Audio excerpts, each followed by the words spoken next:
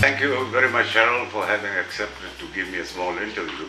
No problem. And Alia and Mubashar, as you all know, I have been involved in the work of the Asian African Heritage Trust, looking at the migration, settlement, culture, heritage and identity.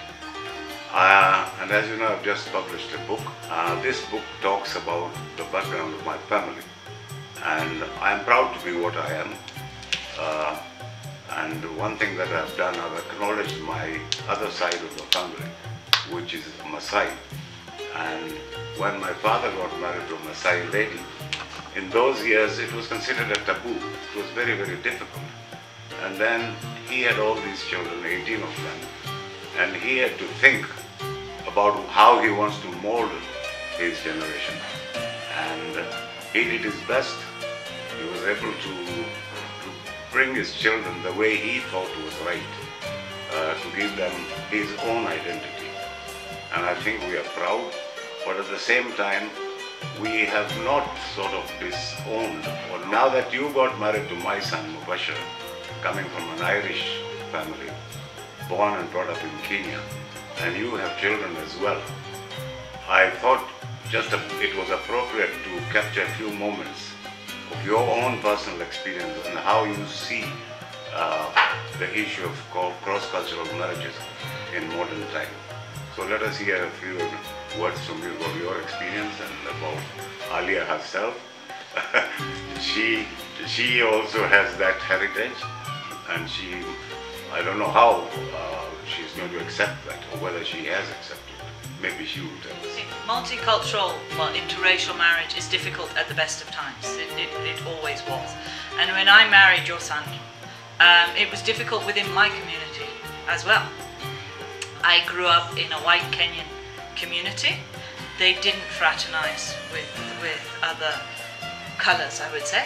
And so it was difficult for us. But as times have changed and we've moved forward, it's been much easier. I also, because I grew up in Kenya, which was multicultural, I went to a school that was of all castes and tribes and colors. So you grew up without that stigma. So I grew up in a society where when I met your son, I didn't look at him as coming from another faith or another culture. He was someone that I enjoyed his company, and I crossed that boundary very easily. But that's because of my heritage from here, having grown up in a mixed heritage. My children, on the other hand, have had it slightly easier, I would say, than we probably did in our day, because they have gone to a school with plenty of mixed children, correct? Yeah. And so they've all had to integrate, they've all had to mix together. And a lot of those hard cultural backgrounds have tended to be pushed aside so that people have been able to get on better. That's what I feel about it. I don't know for my daughters, because I am not of a mixed cultural background, so of course I don't feel the same stigmas that they would, because when I walk into a room I am white. So people automatically think I'm white. When I introduce my family, I have never had any shame and never denial of who I'm married to. My husband is a Kenyan Asian. But we also acknowledge the fact that he has African Maasai blood in him. It has never been a problem. It has never been a problem for my children either. But in the past, as I said, I spoke to your mother, who would be my husband's grandmother, about this. She said that in those days, her Maasai culture was pushed aside for the sake of accepting the culture of her father, who had come from an Asian country. And they accepted all of that and pushed aside their Maasai heritage.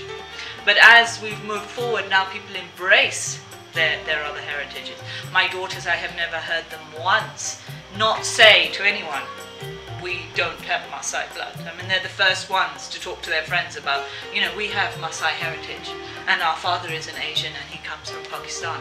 There's no question of them denying it, and that's where we've moved forward in the years. Because once you can say those things, it means that the stigma is not there as it was before. Before it would have been shock horror if you had said, oh, my father has, mixed blood, he's a mixed you know, it would have been stunned silence. Now, because there's so much integration and so many mixed cultural marriages, that people go, oh, okay, then it must be a little difficult, you know, and then they want to inquire as to how you get over, you know, some of the downfalls, but they don't look at it as, I don't know, prejudicial, or that they don't look down on you because you married out of your race or your religion or your color. So for you and your children, it must have been much easier.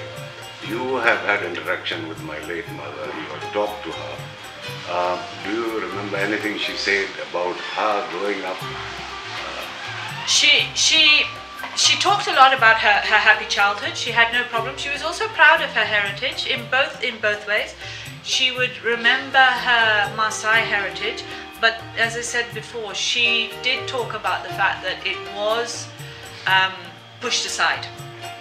She was taught to wear the cultural clothes of her father's side and to speak the language, which meant that she then gave her an easier life in a mixed marriage, because her father groomed her ready for her to marry into his caste. If she had then absorbed or accepted her Maasai culture, then it would have been difficult for her father to have, you know, married her on. So there was a whole different outlook, and she was accepting of that, totally accepting of that. But she did always talk about the fact that she did come from a Maasai mother, you know, and she never denied it. And she would talk about her mother coming to visit and, you know, things like that, and her childhood and the fun time she had. But she did also say that she had to be accepted into one. You didn't get the chance to be both.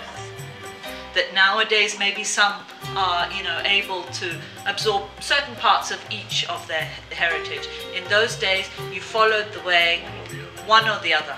And she followed the way that her father set for her, because her father also was looking towards her future. And he knew that he's married out of history, but if he helps her to be absorbed into his, it will be so much easier for her in the future. So she was accepting of that, Ma. She accepted that fact, but she also had memories of her mother's family. So she never, Ma was never in denial of her heritage, never, you know. So. Do you find at one point, if the man belongs to a different religion and the wife belongs to a different religion, do you see that as a point of conflict as children grow up? From a personal experience, yes. I personally believe that religion causes more conflict with mixed marriages than colour will ever cause. It does, because each person sees their religion as the way forward and wants to absorb the other party into the religion. Our marriage has not been like that, and I've seen other people have to be accepting of the religion of another party. So yes, I believe there's conflict. I don't believe that it's not surpassable. It is, and in a lot of marriages with interfaith, one person agrees to accept the faith of another, so that it is easier, A, for their children to grow up, because the children will now have an identity of, you know, to accept. They don't sit and wonder of what faith do they become. But definitely religion causes more conflict with intermarriage than colour would ever do, and even culture. That's my personal experience. But is culture not an aspect of life that people stick to and should stick to? I mean, now with a global movement of people and living amongst different cultures, so in many years to come, there may turn out to be a culture that is acceptable to all. I mean, what culture will that be? Do you foresee that culture? What sort of culture it is likely to be? No, I believe several years ago people fought against their cultural restraints and then said no, we should follow our cultural backgrounds. Now there's been a new wave of movement where people believe that to support their original culture is important, but to also be accepting of others and be able to accept the ways of others within culture makes it an easier transition for people. And that's what I see happening at this present time. Culture in the past was very rigid, and people believed that it was their way or no way, and now people are more accepting of the fact that this is my way, but you have a different way. You know, I believe that the loss of culture is actually devastating to a cultural right, because it is your heritage and you should have a proud acceptance of your culture. But you must also accept the fact that other people's cultures will interact with yours at some time. And that is when you have to be a little bit more lenient on your outlook of other people's cultures. And you're right, pluralism is important, but I don't believe it is the be-all and end-all. Because if it is, if you are totally pluralistic, you lose your cultural background. And culture is important. Growing up in Nakuru, going to school in Nakuru, in a school that was a mixed school, and now being in the university in the United Kingdom, I mean, what are your experiences growing up, knowing what your background is? It was never hard for Mariana and I because we went to a really mixed school, so everyone was very accepting of each other. So it was easy when we were in school. We've never had any problems towards being mixed or anything like that. And now being in university, I guess now this generation is so acceptant of it, so you don't have those sort of problems there. Yeah. And Mubashir? I've not had any problem even from the white community. They've been very accepting. Never had a problem where I felt they haven't accepted. Even from Shell's family, they've all accepted and we all get on very well. Even from my other friends, I've never had that feeling that You don't belong. you don't belong, or from mixed heritage.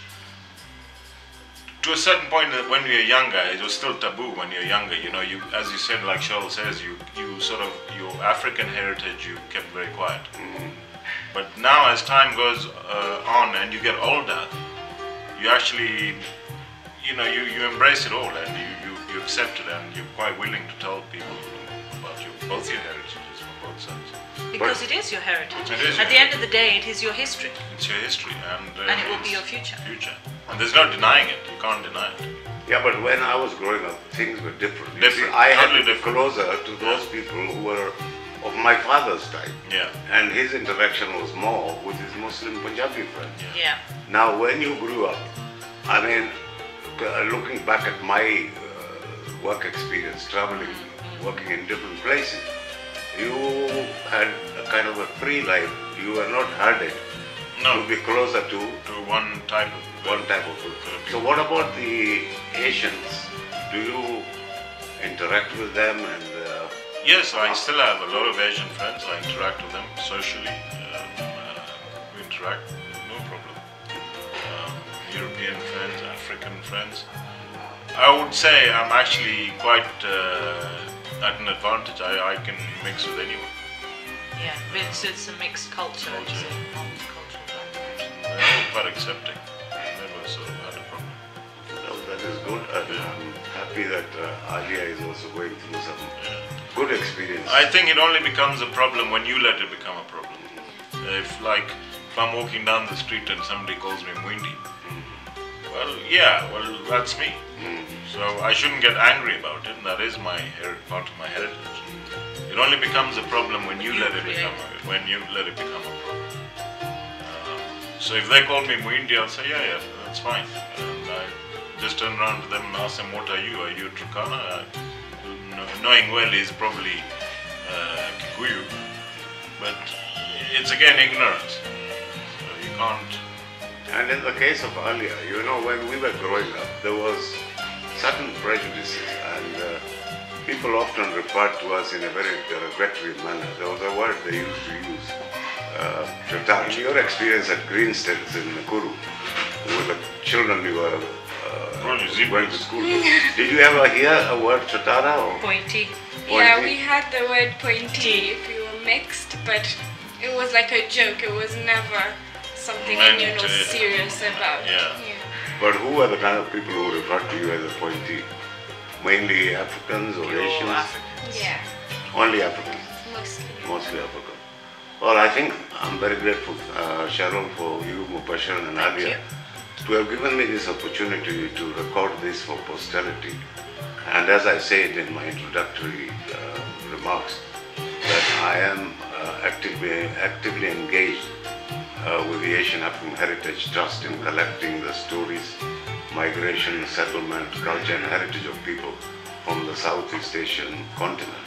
I'm very grateful for this time, and I'm sure Feroz Nalraji and my colleagues at the Trust will appreciate the contents of this interview. Thank you very much. Thank you. Thank you.